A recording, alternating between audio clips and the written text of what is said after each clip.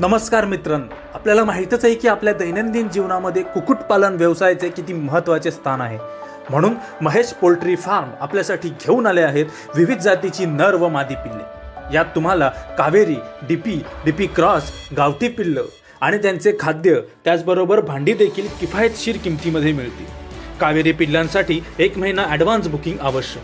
तेव्हा आजच संपर्क करा आणि आपल्या आवडीची पिल्लं घरी घेऊन जा.